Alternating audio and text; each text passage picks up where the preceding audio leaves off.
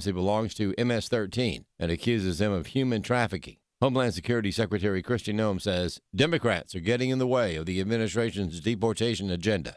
These Democrats and liberals stand beside him. They sing for him. They chant for him to be released so that he can perpetuate more crimes on our communities. President Trump wants to send flag burners to jail, signing an executive order likely to trigger a constitutional fight.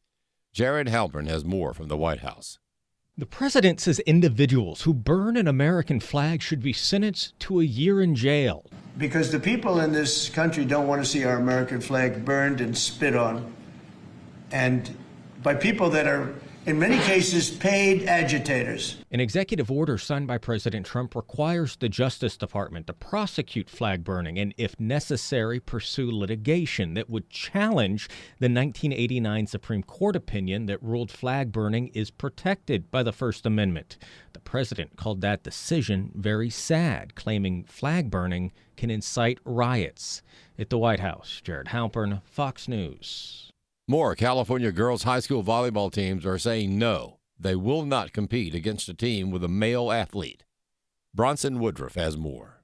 Riverside High School's girls' volleyball team in California announced it's forfeited an upcoming match against the Jurupa Valley High School team. This is because of a female-identifying male athlete on the opposing team. This is in compliance with Title IX and in defiance of Governor Gavin Newsom's agenda, per Fox News. Beth Parlato is senior legal advisor at Independent Women's Forum. I can't believe that we're still doing this. California just doesn't want to comply with keeping men out of girls' sports. So I commend the young girls and the teams that are forfeiting. It's unfortunate for one male player who, quite honestly, is not doing the right thing. The athlete in question here, A.B. Hernandez, a male who identifies as a female. Hernandez is now a senior. Parlato said advocates of this, including Hernandez's mother, who shared statements with Fox, claim the goal is to erase athletes who claim they're transgender. Well, that's not it at all. They're missing the point. When you allow males to invade women's spaces, female spaces like sports, you're actually erasing women and girls. Our rights that we have fought for since, 1973, when Title IX was enacted. The federal government, they're still looking into California and investigating, and they need to withhold federal funding. They have to do it. They have got to make California comply. Parlato said the U.S. Supreme Court has now decided to hear 2 cases dealing with men and women's sports, adding they will be heard in the fall. I'm Bronson Woodruff. Shares sank Tuesday in Europe and Asia after President Donald Trump announced he was firing Federal Reserve Governor Lisa Cook. The announcement came after trading closed Monday on Wall Street, where benchmarks reversed some of their biggest gains notched from last week on hopes for interest rate cuts from the Fed. For American Family News, I'm Rusty Pugh. If we lose this cultural war, we're going to have a hedonistic, humanistic society. Discover the story of the culture warrior Don Wildman and how he went head-to-head with Hollywood, Playboy, the homosexual agenda, and the Disney empire. The movement Don started paved the way for Christians to boldly stand for truth and righteousness in a hostile culture. Watch Culture Warrior today for free. Visit culturewarrior.movie.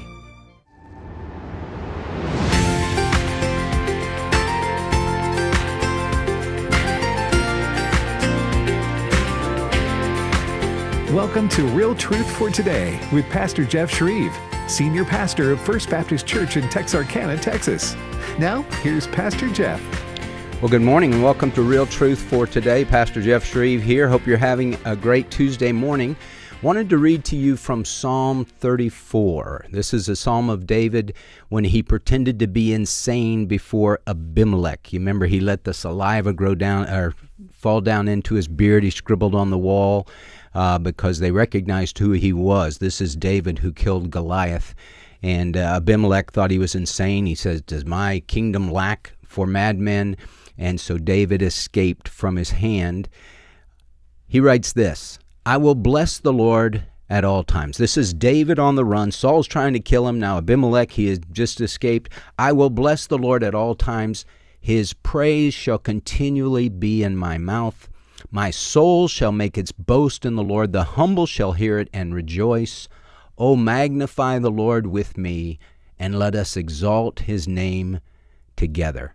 What a great way to start the day, blessing the Lord, praising the Lord, even in the midst of difficulty, even in the midst of hardship and struggles and trials, to bless him and to boast in his name, and to let the Lord know that you trust him no matter what is going on in life. God is greater than your problems. He's greater and bigger and stronger than your Goliath, whatever your Goliath might be. You know, that 9-foot, 9-inch giant that seemed bigger than anything. Well, he's not bigger than God, and your problems are not bigger than God. And remember the word impossible. You know, we look at situations, we say, well, that's impossible. Well, when you factor in God, impossible becomes I'm possible. There's nothing impossible for God. God can do anything, and as we trust him, and as we do what he says to do, as we yield ourselves to his will and say, Lord, I'm willing to do whatever you've called me to do, then God will make a way where there seems to be no way. God is the God who can part the Red Sea, and God is the God who can turn things around just when you think all hope is lost. He is the God of hope.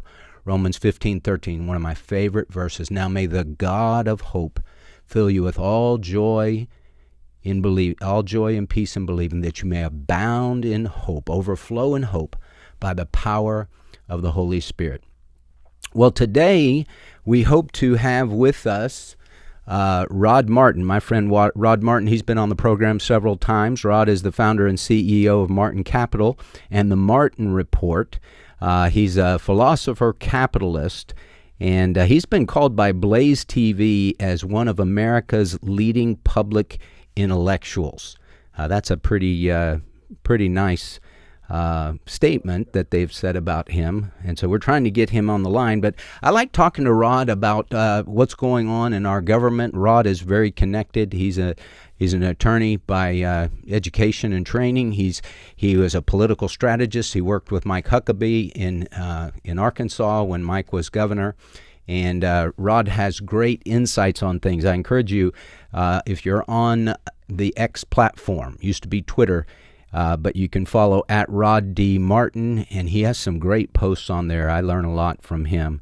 So we're trying to get him on the line and talk about what is going on in our government today and what is going on with Donald Trump. You know, Donald Trump has made some pretty bold statements, and the latest thing he's done was he said, "Hey, if you're going to burn the American flag, you're going to spend a year in jail for that. That is a jailable offense. You know, we have it. It's a hate crime if you burn the LGBTQIA plus gay pride flag, but you can burn Old Glory and nobody says boo about it. Well, Donald Trump says, no, we're not gonna have that. You burn the American flag, you're gonna spend a year in jail. All right, Rod, I see you there. Can you hear me? Yeah, I have no audio. So, Rod, do you have audio? Well, I see him, but I can't hear him. Technology is great till it doesn't work. We have this. Rod is a technology entrepreneur. Rod, can you hear us? No. All right. Well, let me play a clip. I was thinking about. I ran across some clips that I thought were really good, and one of the things, one of the guys I like to listen to and hear from, other than Rod Martin, is Victor Davis Hanson. Victor Davis Hanson has some great insights. This is what he had to say to James Carville concerning Trump and the Trump presidency. They tried him as a private citizen. Nobody's ever done that. They raided his home in Mar-a-Lago. That is a terrible precedent for an ex-president. No one has ever done that. They tried to get him off the ballot in 25 states. No one had ever done that. There were 2 assassination attempts during the campaign. That had never happened before. They tried to debank him and make it impossible for Donald Trump to write a check, whether from Morgan Stanley or Bank of America or any bank. So my point is this: when James Carville says we're going to get tough, we're going to get really tough, and we're going to let in Puerto Rico and Washington, D.C. to get 4 senators, or we might have to pack the court to 13. justice, I'm thinking, well, you always were going to do that. You were going to pack to 15. In fact, if you had not lost the House and Senate during the Biden administration, had you had a normal president that was in control of his mental and physical abilities, then you would have not only packed the court and not only, as you promised, let in 2 states, but in addition, you would have gotten rid of the Electoral College by the hook and crook of the National Voter Compact, and more importantly, you would have abolished the Senate. So the problem, James Carville and Democrats, is that you have sabotaged democracy, and you've done things that no one has ever done before to an oppositional candidate, presidential transition, and president. And now you're furious because you're on the 40% side of every issue that's dear. You're on the 40% side, and all the things, and I agree with what Victor Davis Hanson is saying, all the things that you hear from the left accuse Trump and Republicans of doing, that's what they're doing. And that's just, as our friend, historian William J. Federer said, that's straight out of the communist playbook. That's what you commit the crime, and then you accuse your opponent of doing exactly what you are doing and get them on the defense. Jay, is he? Rod, can you hear me? Yes. Okay, good. Well, Rod Martin is with us. Rod, I don't know if you got to hear that from Victor Davis Hanson, but he was talking about the way that Democrats have treated Trump, and now he's got them on their heels. Now, I thought Victor Davis Hanson was generous in saying that Trump has them on the 40% side of every issue. I think it's more like the 30% side or even less. What do you say about that? Well, Hanson and I agree most of the time. I keep writing things and then he writes something like it, or vice versa, and I don't realize it until after. On this, yes, they have done everything in their power to shatter what they constantly refer to as democratic norms. And you just gave your audience quite the rundown, so I won't repeat it here. But here's the thing. Donald Trump is acting completely within the Constitution. He's not trying to alter the Constitution. He's not trying to abolish the Senate. He's not trying to abolish the Electoral College, which they've been actively trying to do now for 20 years. Mm-hmm. Everything he's doing is within his Article 2 powers. He's merely asserting his Article 2 powers. And that's been a scam since the New Deal. FDR created what we think of as the deep state or the administrative state, however you want to term it, with a very simple idea. Not only did Democrats at the time want to centrally plan the economy, and certainly during the Depression and World War II, they did exactly that. They tried to do a little more of that under Truman, and the Supreme Court knocked some of that down. But the superstructure remained. And that superstructure is an administrative state that is vastly larger than the elective branches and larger than they can actually manage. There are only 540 elected officials in the entire federal government of the United States. There are almost 3 million so-called civil servants. And those people were, of course, hired in the beginning by FDR. So they were all Democrats. And then they hired their successors, who are all Democrats. So what you get is this permanent state that is always implementing Democratic policies, no matter who's president, no matter how elections come out. Donald Trump's going at that tooth and nail. He was already on that track in the first term. That's why they pulled out all the stops to remove him. Mm-hmm. And that's certainly what Russiagate was intended to do in the beginning. It failed, so they went to other means in 2020. And now he's back, and they really don't know what to do with it other than riot in the streets. Well, we talked about in his first term, draining the swamp, and that was in my opinion, Rod, that was harder to do than what he thought it was going to be. Oh, yes.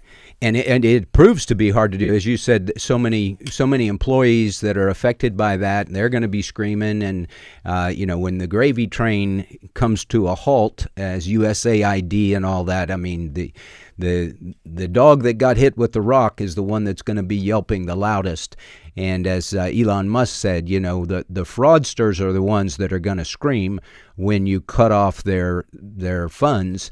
And so do you think, Rod, based on how many people are involved and how big the swamp is, that Trump can effectively drain it in this second term? Yes, I think he's making tremendous progress in that regard because he's tackling things that nobody else has been willing to do. So, little known facts about the Constitution. Article 3 does not establish all these federal courts we're used to having. Article 3 establishes one Supreme Court. You could literally just have the Supreme Court and no other federal courts, and that would be completely constitutional. All of the other federal courts are set up by the Congress. And of course, in a sense, they report up to the Supreme Court, but they are all creatures of legislation and none of them are mandated by the Constitution. Well, likewise, in the executive branch, Article 2, Section 1 is very clear. The executive power shall be vested in a president of the United States. That means you could literally get rid of the entire rest of the executive branch except for the vice president, and it would be completely within the Constitution. It also means the president can hire and fire. It also means that he has tremendous authority that the deep state and along the way, leftist court rulings have tried to curtail unconstitutionally, in my view. And that's exactly what Trump is going at. You're exactly right. In the first term, he didn't quite understand the nature of the problem. 4 years in exile of thinking about nothing else but they get the problem and they know exactly how to go after it. Whether they succeed remains to be seen, but it's been an amazing 7 months. Well, he has accomplished so much, and I think that, as you said, the Democrats don't know what to do. He's hitting them with things all the time, and so by the time you mobilize to deal with one issue, he's got 4 others that he's going after, and it really is just like with D.C. So, hey, we're going to clean up the crime in D.C. Well, he's doing a great job. In 2 weeks, homicides have gone down 100%. I was looking at some of this. Violent crime is down, carjacking's down, sexual assault down, robbery, everything down significantly.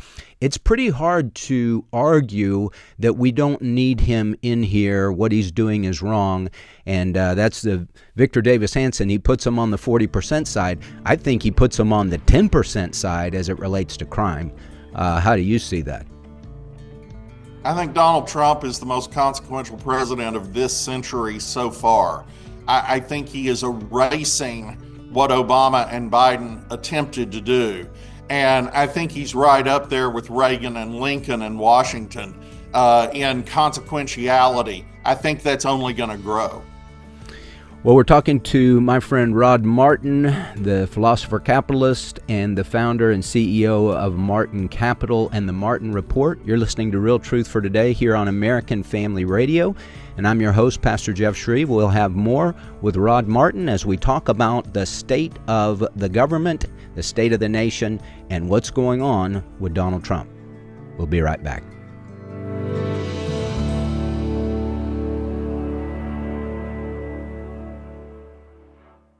Do you believe in the absolute inerrancy of God's holy word?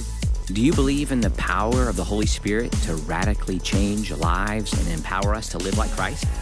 At Wesley Biblical Seminary, we believe God is raising up a movement of people across our nation and across the world who hold fast to the authority of the Bible and the hope of holiness. We are working today to equip tomorrow's pastors and Christian leaders through biblical and theological education and practical ministry that's accredited, affordable, online, and highly personal. Our programs include undergraduate, master's, and doctoral degrees, certificate programs, and even training for lay people. So whatever your next step is in being equipped for ministry, we're here for you.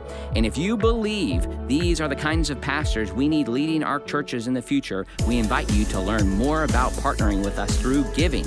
Learn more about Wesley Biblical Seminary by visiting us at wbs.edu today. The Awakening with Bishop E.W. Jackson. We have not been made the greatest nation in the history of mankind by denigrating God. We have become the greatest nation on earth because we are a nation that acknowledged Almighty God to be the source of our values, our rights, our liberties, and that therefore we are accountable to Him. The Awakening on the podcast page at afr.net. The term providence means God's superintending care over His creation. America's Providential History with Stephen McDowell. God is at work performing His will in history.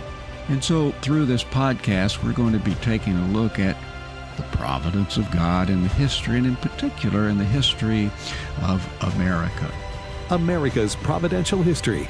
Available now on the podcast page at afr.net. Hello, Americans. I'm Todd Starn. Stand by for news and commentary next. A senior at Grand Island High School in New York wanted to decorate her parking spot with a Bible reference and a cross. The decoration's part of a long-standing tradition for teens.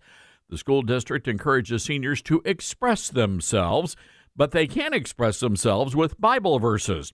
Sabrina Steffens was told by school leaders her design had been rejected because she mentioned phrases like God is love. She also included John 3:16 and a cross. The school explained the parking spot was on school property and therefore she could not mention anything about her Christian faith. They also told her that if they approved a cross, they would also have to approve a satanic symbol. Well, First Liberty Institute's representing Sabrina, they say public schools must be neutral when it comes to religion, and that means the school cannot infringe upon a student's faith, and it's unconstitutional to stifle religious messages. I'm Todd Stearns. This is Real Truth for Today. Podcasts of the program are available on the podcast page at afr.net. Now, back to Pastor Jeff Shreve. Welcome back to the program. Pastor Jeff here, talking to my good friend Rod Martin, founder and CEO of Martin Capital and the Martin Report. Rod, we were talking about crime, how President Trump campaigned on being tough on crime and the law and order president, and he is surely following through on that. This is what he had to say yesterday concerning crime and what's going on in the major cities and this thing called cashless bail.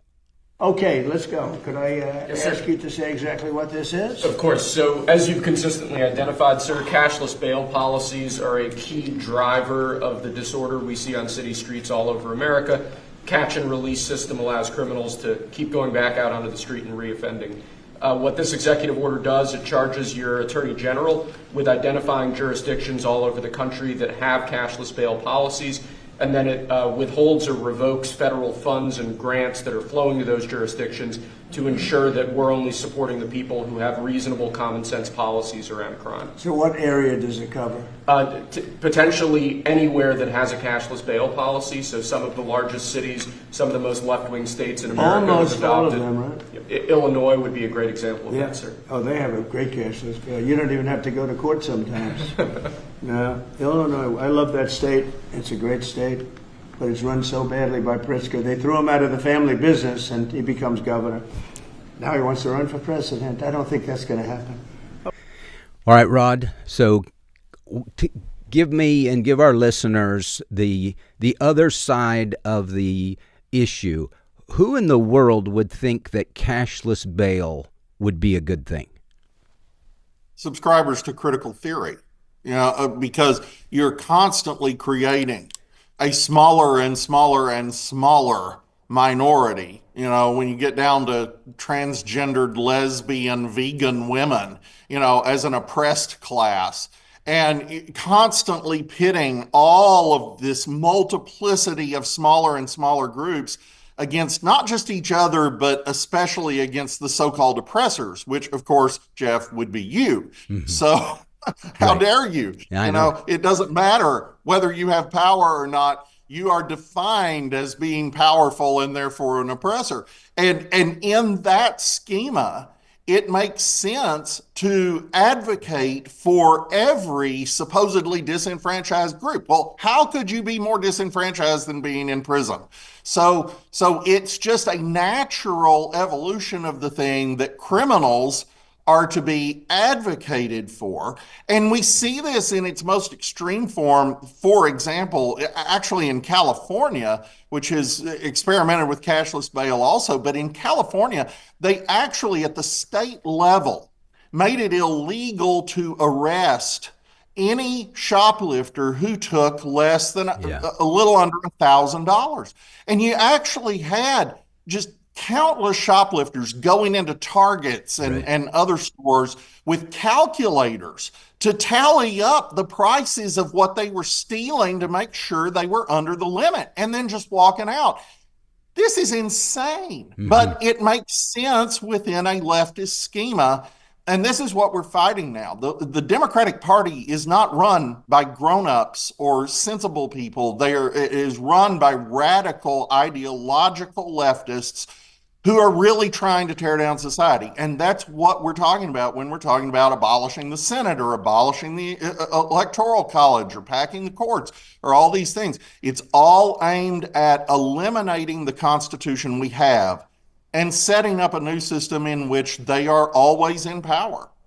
Well, Rod, when you think about the Democrats really jumping the shark, because when Clinton was president, obviously he had major women issues, but he wasn't. He put a lot of cops on the street. He didn't seem to be insane, but now, fast forward, 30 years from the time was he president 30 years ago, 20-something years ago?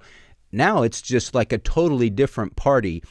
What changed? Did Obama's presidency change everything for the Democrats? What changed is the internal balance of power. And yes, Obama was key to that.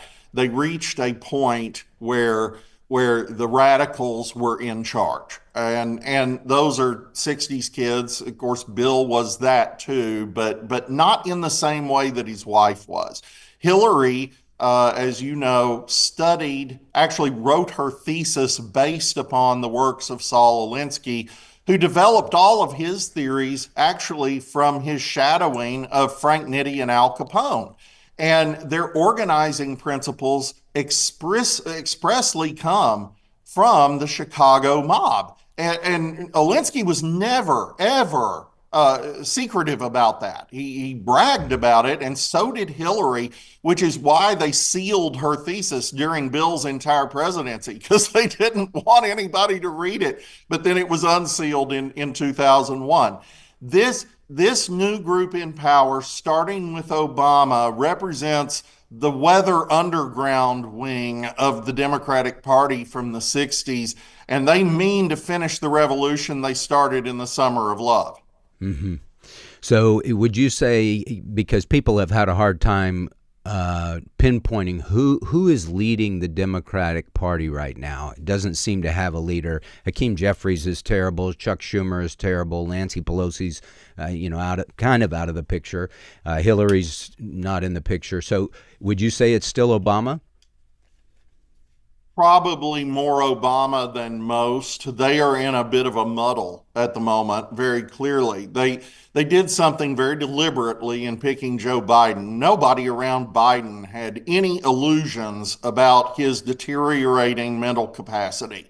That was plain as day, and it was plain to the public. You were just smacked down as a terrible person if you noticed. Right. But by picking him, they put in place a president who wouldn't say no to whatever the deep state wanted. And so they actually had a field day with that. The problem is that pesky Constitution. They didn't have the votes in Congress to be able to do everything that they set out to do.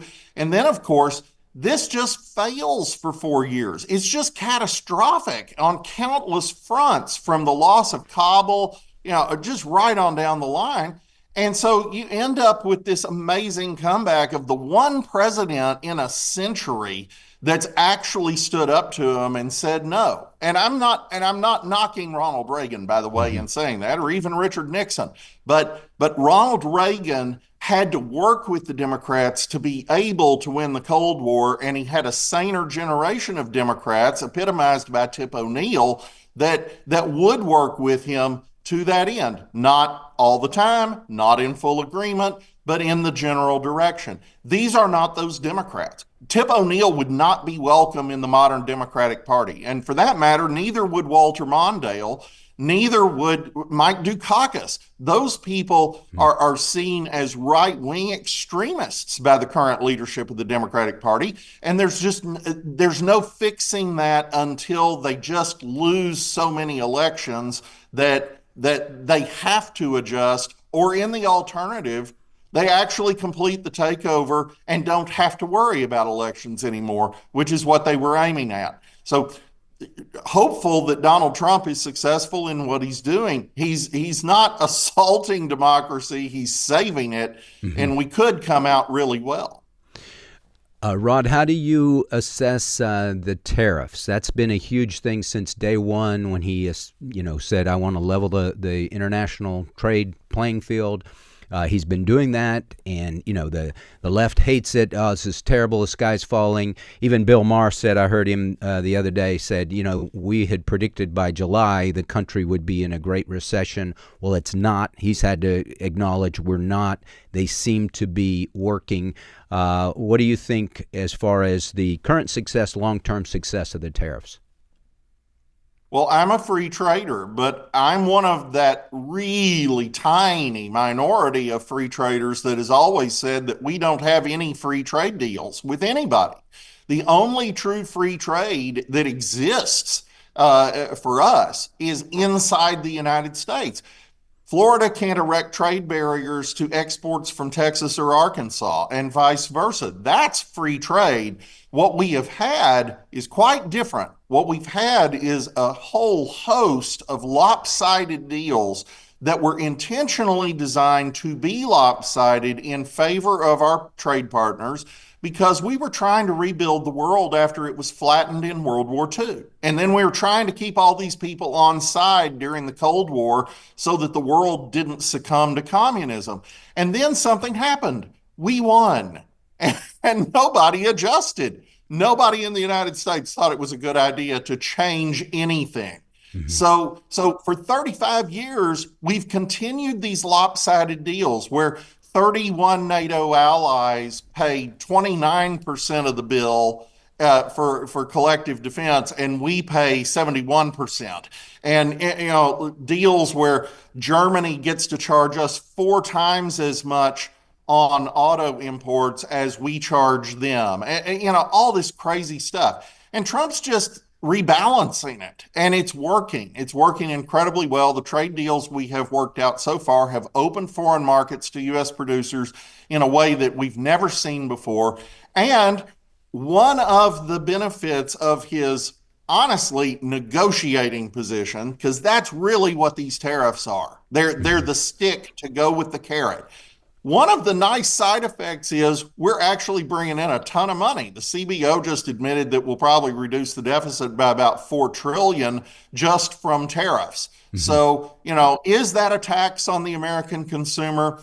It can be, but it usually isn't, because what people actually do is they tend to shift consumption to American-made products.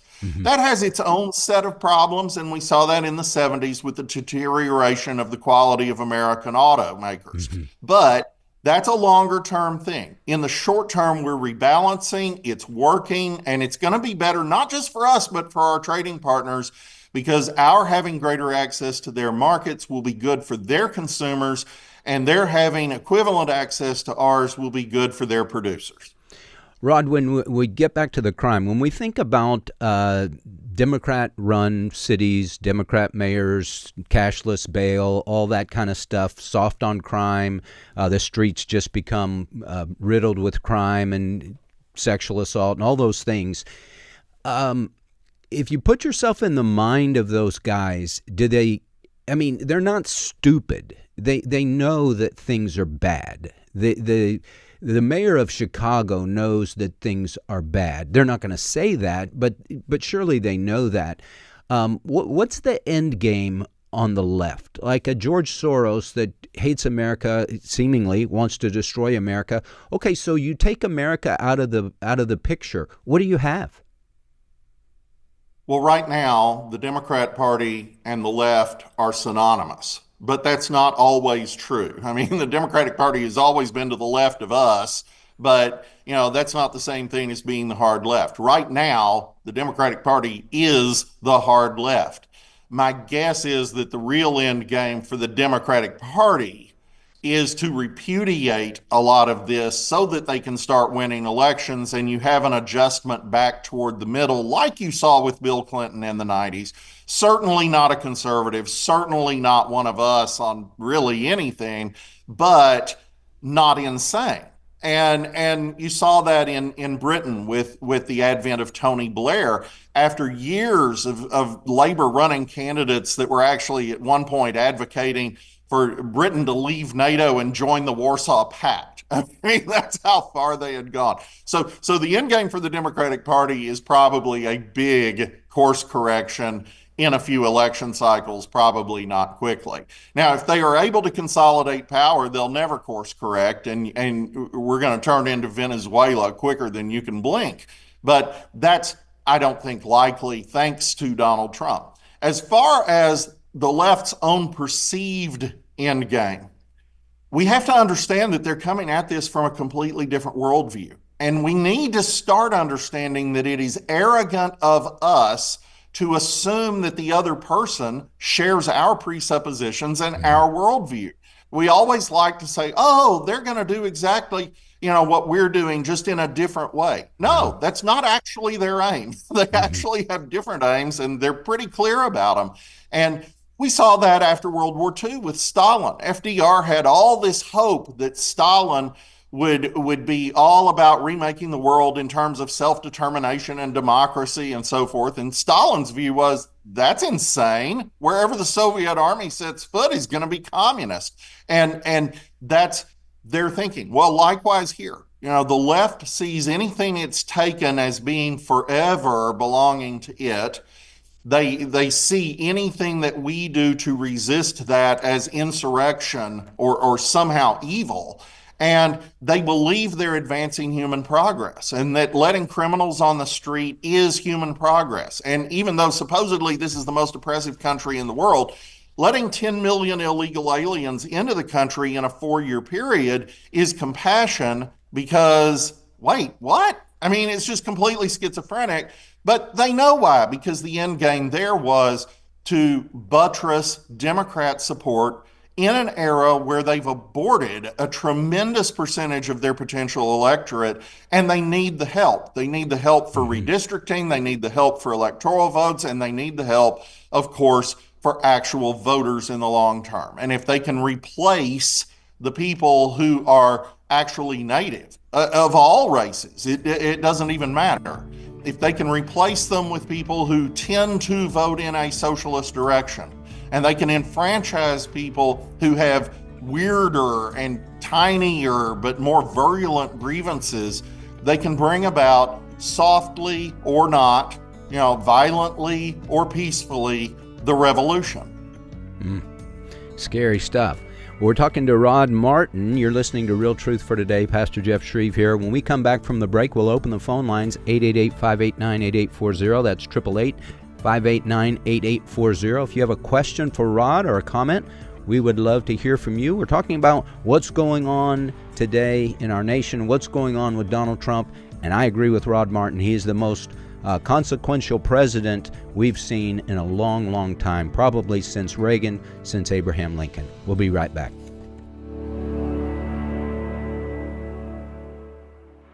I'll do some stand-up comedy, Abe will do some preaching, and I'm really excited about it. The Weekend with AFA is a chance for our supporters to get better acquainted with the people and ministry you're supporting. It's a Weekend with AFA, Thursday, October 2nd through Saturday, October 4th in Tupelo, Mississippi. Speakers will include Abraham Hamilton III, Jenna Ellis, Tim Barton, Tim Wildman, and more. Register at afa.net/weekend. That's afa.net/weekend. It's Bibles for Babies Week on AFR. Expectant moms need Jesus, especially in the event of a difficult or crisis pregnancy. Hannah's Heart is sponsoring Bibles for Babies to benefit Parkgate Pregnancy Center in Tupelo. $10 provides an expectant mother with a new beginner's Bible for her baby on the way. Bibles for Babies honors lost babies. Call 877-616-2396 to donate or give online at afr.net. The following is not an actor, but a real-life story from Trinity Debt Management. I'm Claire from Trinity Debt Management. I'm a counselor, and the reason that I love working for Trinity is because I get to help folks with one of the hardest problems a family can face, and that's financial difficulties. In this day and age, everything is going up. You have higher utilities, higher grocery bills, higher fuel, and those credit card interest rates have gone up as well. We can help you with that. We can help you get lower interest rates, lower monthly payments. In just a few minutes, we put together a plan that gets you out of debt and keeps you out of debt. I love my job. It's a great program and a very smart way to find debt relief. If credit card debt has you down, call Trinity at 1-800-788-1813. I'm Claire, a Trinity counselor. Call me and become debt-free for keeps. 1-800-788-1813. Oh, I love my job. M.D. Perkins, documentary producer and director with American Family Studios. Working on movies is a lot like building a house and writing a book at the same time. Research and detailed focus that you need with writing a book is there, but also the collaboration with other experts in the field. I've been with AFS since 2014, so this is my 10th year working for the ministry. The big project for me that really shaped a lot of the way that I think and approach all of our projects is The God Who Speaks. Can't get any more foundational at its core than that. So everything we do going forward is built on that foundation of God's Word. I think the purpose of AFS is to inspire, uplift, and encourage viewers with spiritually uplifting content that helps people think about the spiritual life. Find M.D. Perkins documentaries and all the work of American Family Studios at stream.afa.net.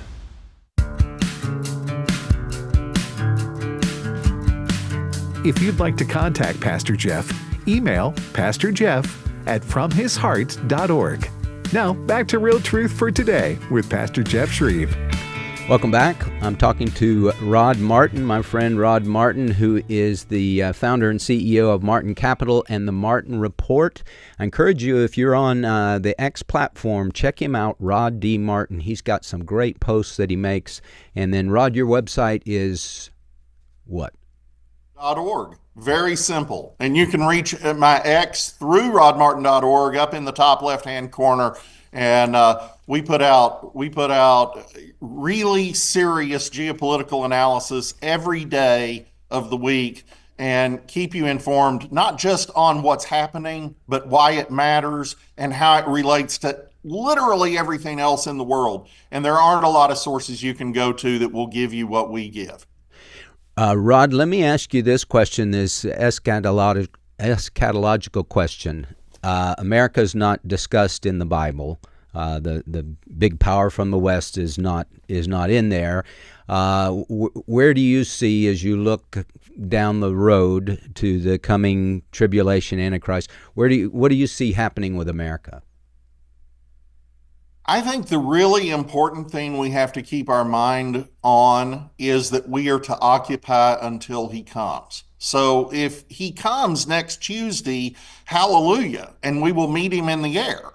And if he comes in another 2,000 years, hallelujah, we have more time to be faithful. Either way, I don't really think that we're in a moment that is especially indicative of the end. I think right this minute we've had this shocking descent And it was really easy, I think, about a year ago to say, man, this may really be it. And then all of a sudden, God does this miraculous thing, not just electing Trump, which is parting the Red Sea all on its own, but actually imbuing him with the wisdom and very specialized knowledge to be able to go after the root of the problem in our system. That's unheard of. And it gives me a lot of hope that perhaps the Lord is going to tarry a little longer and we have more time to be faithful. Yeah, very good. Trump surprises everybody. He constantly surprises the left because they paint him as this buffoon, idiot, entertainer, WWE kind of, wrestler type guy, just all hype. Trump knows what he's doing. It's pretty apparent that the guy is not a dummy. He's very smart, very wise, and as you said, and I agree with this, Rod, the Lord is giving him wisdom to strategically go after these things, to bring about a kind of like a Hezekiah type of reform in America. But if that's not followed up by Christians standing up, speaking the truth in love, and drawing people to Christ, that can flip really quickly. Well, it's very, very easy, as we have seen, for Hezekiah to turn into Manasseh, and for that matter, Josiah into Jehoiakim and Zedekiah. Right. So, we know that things can flip on a dime, and we have to constantly be vigilant. We have to constantly be working to push back against not just the curse, but about the actual evildoers who are trying to extend the curse rather than push it back. That's the task of every generation. We see it in the book of Judges very clearly. And I remember as a kid, kind of thinking, wow, what's wrong with these people? They just got it, and now they're screwing up again. Right. But no, if you go back and you look at the timeline, that's not really how it worked. You'd have a generation or two pass, and then they'd screw up again. Right. And that's always the battle. How are we going to disciple our kids? How are we going to raise them up? Are they going to be better than us? Or are they going to be worse than us? And you never really know, and the Lord doesn't guarantee, but he does guarantee that he wins in the end, and he is sovereign over all things, and he's working all things together for the good of those who love him. Amen to that. Well, we're going to the phone lines, 888-589-8840, and we have Mark on the line from Kentucky. Mark, go ahead. Yes, thanks for taking my call, sir, and yes, good sir. morning to both of you. And I want, if you don't mind, let me ask your guest here a couple questions. Are you familiar with people like Harley Schlanger, or say Bix Weir, or Peter Navarro, Clay Clark? Certainly Peter Navarro, yes. Okay, is Navarro, that's the only name that rings a bell of those? Yeah, I have to demur on the others. Okay. The reason why I'm asking is that, Pastor Eve, I really appreciate that you have brought him on and talking about the subject that you are. That being, in my mind, God putting an amazing real man in the White House goes so far as has the boldness to basically quote from Genesis, there are two genders, for example. Right. Meanwhile, the question is like, because this is really good stuff. However, I find it's pretty elementary. In a sense, in that, and my question is because I did this just Sunday. Hadn't been to regular church for quite a while because I'm very disappointed, discouraged, and frankly, I believe that COVID brought judgment to the church in America, and most of them are dead because if they close their doors, they don't know the mighty God that I know. So anyway, I brought this up, and the answer I always get, response I get from both attenders as well as leadership in a church is they don't want to talk about politics. They don't want to talk about what you guys are talking about today. Mm-hmm. So, it's to me, it's like, okay, kind of like the guy says, hey, just go out in the streets and invite some people from the streets to my wedding. The rest of the folks didn't want to show up, so go out there and find some real people. So that would recognize, the amazing thing that we have here in America, the freedom. We were one nation under God. That was all brought together by the Almighty. And yet we've lost it, but now we can get it back, but we're not doing anything. Yeah, good. That's a good point. And so, Rod, that's kind of what we're talking about. The church has to step in, because if there's not a spiritual change, all this other stuff is not going to last. Well, the church in most of my lifetime and well before that, so starting early 20th century, kind of lost its vision of a full-orbed Christian faith, a Christendom, as it were, a Christian civilization that is all-encompassing.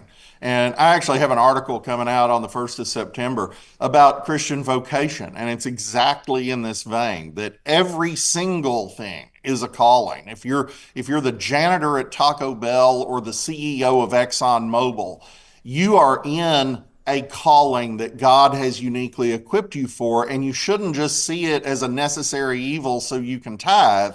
You should see it as an opportunity for ministry. And that ministry may not be just witnessing at the water cooler. It's certainly that, but it's not only that. Exxon produces gasoline that I need to get to church. That's a ministry. Nike produces shoes that I need to wear, or I'm going around barefoot and my feet are getting bloody. I mean, all these things matter, and God cares about the material world very, very much. And we see that in the fact that he himself has wedded himself to flesh. Christ, the eternal second person of the Trinity, God himself, actually has a resurrection body that is flesh and blood. He cares about his creation. He cares about matter. Matter matters. We shouldn't go off into the Gnostic heresy that it's only about the spiritual. They both matter. It's not one over the other. It's both together, and that's the brilliance of God's creation. Therefore, God is sovereign over everything and everyone, and therefore the church has to speak the word of God as applied to every issue that comes up. And that doesn't mean that your pastor necessarily needs to be preaching on tariffs next week. Right. But it does mean that he needs to equip the saints to be able to understand these issues from a biblical framework and understand that God does speak to every issue under heaven. Yeah, very good. And Jeremiah 26 tells us that seek for the welfare of the city. That was God's word to the exiles. Hey, in the city's benefit is our benefit, in their welfare is our welfare. So Christians do need to be involved. And well said, Rod, on, God cares. He cares, and we live here, and we want it to be a place where righteousness prevails, where there is truth, where there's justice, where there's law and order. So thanks for calling, Mark. We have Mimi on the line from Montana. Mimi, welcome to Real Truth for Today. Yes, this is Montana Mimi, great-grandmother, 79 in a week. All right. I think that things are black and white. You either serve God or you serve the devil. I think everybody with a Democrat after their name needs to be convicted of treason. Treason where they have done things that have ruined and hurt the country completely. I want to start at the top with the ex-presidents, Obama, Clinton, go back all the way. And everybody that is Democrat in the Congress, in the Senate, get them down. All those judges, too. Convict them of treason. And if they don't want to be convicted of treason, let's look at their IRS report and see where they put their money, which ones support George Soros, etc. Thank you. Yes, Mimi, thank you for that. Well, I think there's some in the Democrat Party that are guilty of treason. Rod, what say you? Yeah, I think there clearly are. I don't know that you can make that case successfully before a federal jury. And that's the problem Pam Bondi's facing now. How do we proceed in a way that's actually efficacious? I think treason charges are going to be very difficult to make because of the very narrow definition of it in the Constitution. And it's not that they aren't guilty, because they absolutely are, but proving that beyond a reasonable doubt is going to be difficult. What is not going to be difficult, and Montana Mimi said it well, at the very least, we can go after the other things. You will recall that Al Capone was not convicted of being the head of the mob in Chicago. He was convicted of tax evasion, and that was good enough. And we sent him to Alcatraz, and all's right with the world. Likewise here, Adam Schiff is probably going down for mortgage fraud. Tish James is probably going down for mortgage fraud. What else is happening, though, and we'll see what happens to John Bolton. That's just the beginning. Bolton is the beginning, but it's indicative of where they're headed. They're going after people who have violated specific statutes. Whether they prosecute Bolton remains to be seen, but Bolton pretty clearly used classified information in an impermissible way. And if you were a corporal over here at Eglin Air Force Base, you'd go to prison for 10 years for that at least. So it's time we had equal justice for people in high-ranking positions. And that's exactly the nature of Kash Patel's grand conspiracy investigation. By going at it from that direction, you get around the statute of limitations problems that would prevent you from addressing the Clinton server, for instance, or some of the things that Barack Obama may have done. And it lets you get venue out of Washington where you can actually get a fair jury. It is impossible for us to get a fair jury in Washington. They hang Democrats, they hang Republicans, they let Democrats skate, and there's just no chance that you're going to get anywhere close to justice. But if we can get these trials in places like South Florida, we've got a 50-50 shot. And that's where the Justice Department has to be able to make a case that's airtight. That's what's taking time. And I think we're going to see it happen over the next 12 months.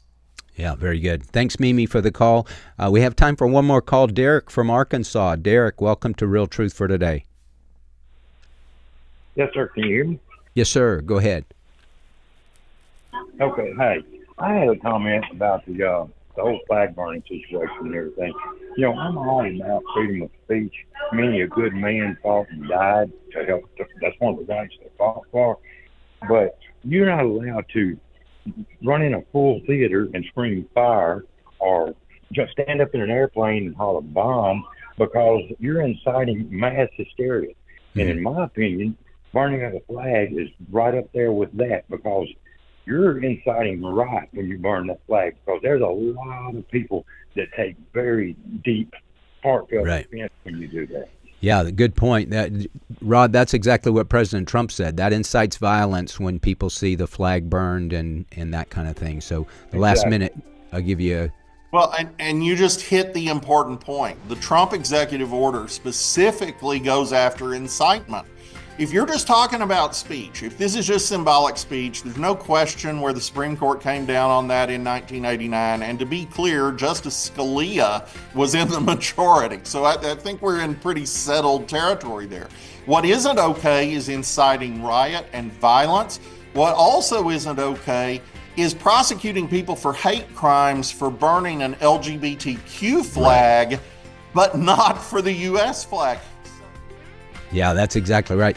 Well, my guest has been Rod Martin. You can follow him at Rod D. Martin on the X platform and check him out. He's got some great things to say. Well, thanks for listening to Real Truth for Today. Pastor Jeff Shreve here, and I'll be with you again tomorrow. Go out, shine, and share, and let God use you as his witness. God bless.